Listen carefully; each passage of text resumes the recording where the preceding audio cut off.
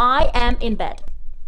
So we need to spice this channel up a little bit because I'm kind of in trouble. I am unemployed as of now. So I have a whole bunch of interviews lined up and none of them are going really well. I might post a video about that too, but this one's gonna be about Bordeaux. I am going to Bordeaux.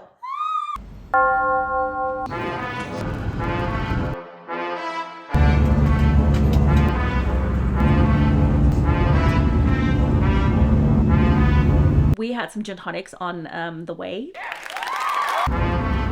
Cheers.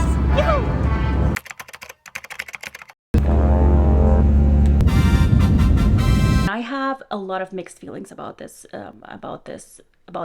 I had this prejudice that it's gonna be like a small Paris. It's much younger than Paris. You know, Paris is like really cosmopolitan, and Bordeaux to me was more like a student state.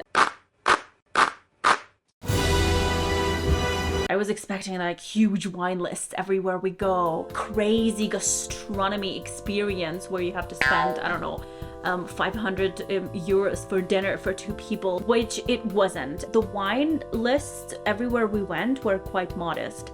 This first place had lovely reviews. The place was cute. It felt like it had a very local vibes. There were only French people around. And also, you know, the prices are quite nice, quite modest. The wine list was very bad. We had Sauvignon, which Sauvignon Blanc and Semillon, the classic Bordeaux white blend. Oh God, no, because the Sauvignon Blanc is so in your face and you're like, come on man, can we just... But we persevered. That was the first day. It was a place that I would all in all recommend. It's gonna be, you know, easy, very seafood focused. What did I think about it? You know what? It was too empty. It was too empty for it to be like a local highlight. Kind of like, yeah, but you know, you don't have to. That's the general feeling. And also the wine list. Come on, you guys. With such a great seafood gastronomy, you can't just put like 3 wines on the list. This is... But the vibes were nice. It was kind of like a cantini thing, but like super easygoing, not fancy at all. But you feel like they know what they're doing. Yeah. The next day, we had to wake up at 6 in the morning. None of us drives a car. I'm eating my hair. We had a visit planned, one of the only ones that I managed to book, at Langebage or Lynchbage, whatever you prefer. I'm gonna call it Langebage, just out of respect for the French. And we went there. We had to go from the Bordeaux city to Pauillac, which we did by train. And the earliest train was at 7:30. And you know, we caught it like by a minute. We arrived there, and we arrived on the platform, and then the train arrived. And we couldn't find coffee anywhere. This is one thing about France. Guys, why? Where is my... Oh.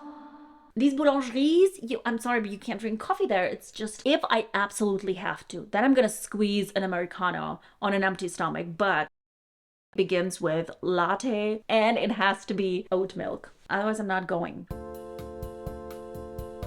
So it's 6 in the morning. We're like, you know, 2 zombies. It was an ordeal. It was an ordeal to get there, but I was like, come on, persevere. It's Langebage. It's a very good, reputable estate. You got an appointment in there. It's gonna be great. You're gonna taste wines, and you're gonna see this is the first Bordeaux winery. For the love of God, this is gonna be beautiful. And it kind of was. But Pauillac ruined it for me completely. It's an hour ride on a train, and we're expecting, you know, this wine scenery, you know, this wine. No, it's a swamp.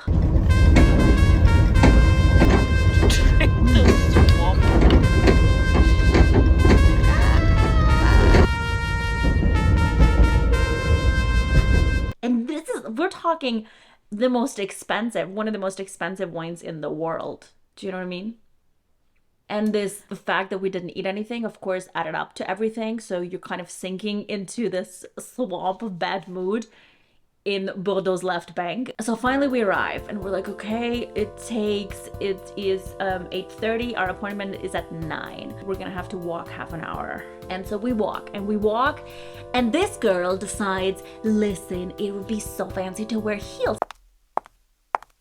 I need to wear heels. Because I'm reading online about all of these chateaus, and some of them are like, hey, we have a dress code. And I'm like, fuck, I need to be presentable, you know? I'm a wine professional. So she's wearing heels. And after like 10 minutes of walking, I'm already dead. And this is not just walking on like a very nice road. This is the village. This is like you wouldn't believe, this place looked so horrible. There's nothing there. There's no coffee shop. There's a station. You get out of the train and that's it. And it's all covered in these little pebbles, you know, and there's not a road for people to walk on. There's no pavement. And we are walking and I feel like there's no end to it and feet are hard. So finally we see this glass, kind of like a cubic thing, and I'm like, oh, I think this is it. We were greeted by this super friendly, very polite gentleman. He has no idea that we hadn't had even a little sip of water, you know, since 6 in the morning. He's like, listen, I'm gonna give you a tour. We're gonna go first here, visit this old winery, then we're gonna go see the modern winery, and then I'm gonna tell you everything you need to know. Yeah, it was an incredible tour. I really enjoyed it. It was my very first chateau in Bordeaux. I was expecting, you know, this snobism. Because, yeah, let's be honest, Bordeaux is known for it. But no, I can't say that the wines absolutely blew me.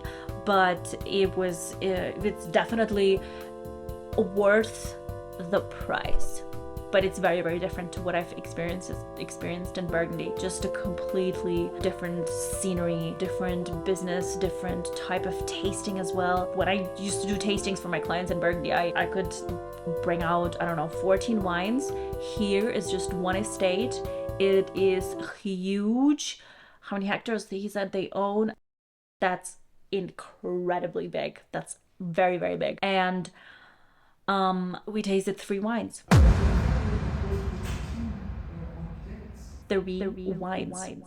It was a good visit. We kept on asking about coffee, but everything was closed. That stupid Pauillac village, I would never coming back there. This is just, it's not okay. I don't understand why a village like that doesn't have a proper cafe. When you walk out of the station, the village of Pauillac has the highest concentration of Premier Cru Classés. These are the most prestigious chateaus.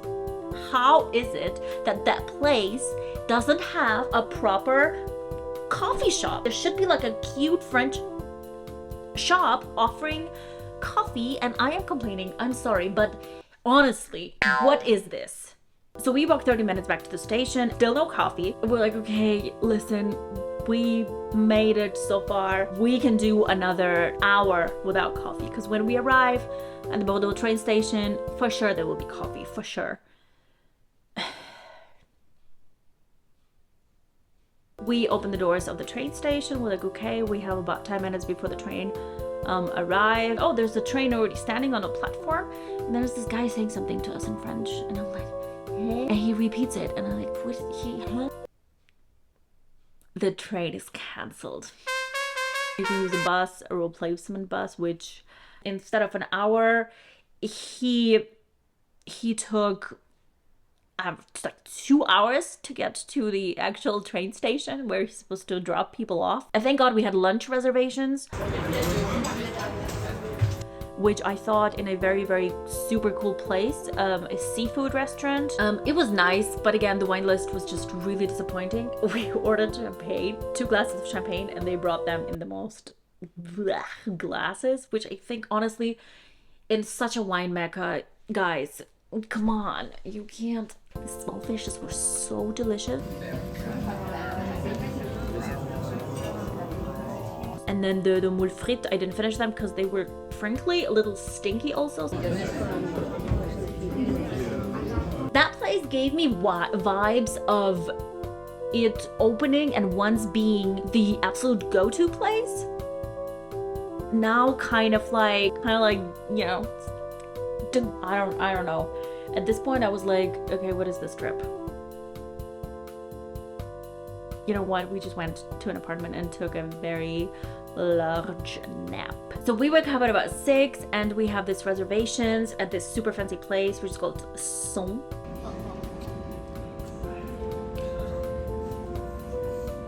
Everyone was writing about it. On Google it has just raving reviews.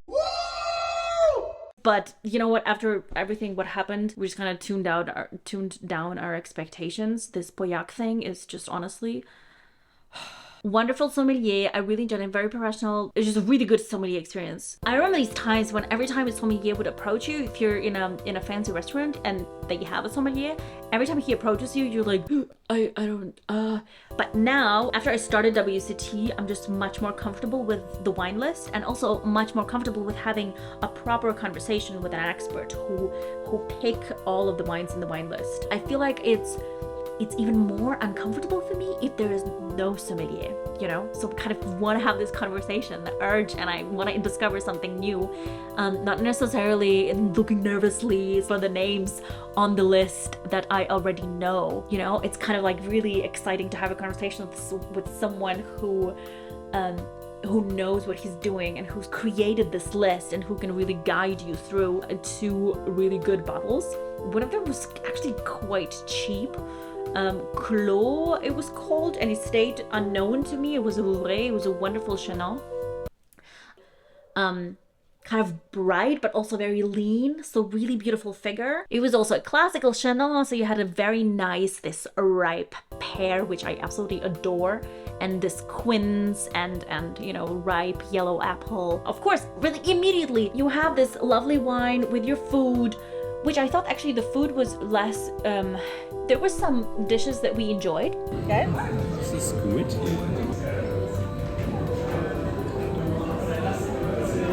The magic twist here. For the storytelling, you will find a very lot of flavors inside. It's been here all along. That is the end of the chef when you was baby. And there were some dishes which we thought, okay, but Break the ice. no, I don't know, maybe. I am sorry for being a bug. Then we wanted to finally have a red Bordeaux. So we had the Moulin Saint-Georges. It was a Saint-Emilion. It was a 2016. A really, really good vintage. I am discovering this vintage for me like no tomorrow. It was like a smaller estate of Chateau Ozon. It was majority Merlot and then a little bit of Cabernet Franc, and I enjoyed it very, very much. Great price. The wine was beautifully made. It was ready to drink just like he explained to us, and it was really probably exactly what we wanted.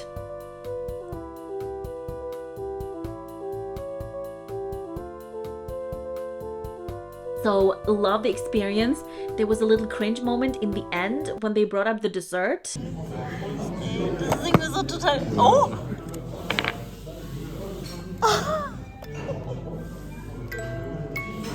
Wow. I'm a weirdo because from the video you can clearly see that I was enjoying the dessert. I said Süß, which in German means sweet. So, sorry. I would recommend the place though. It's nice, it's super creative, but just, you know, if you like the theatrics of it, sure, go ahead. Again, the sommelier was wonderful. Okay,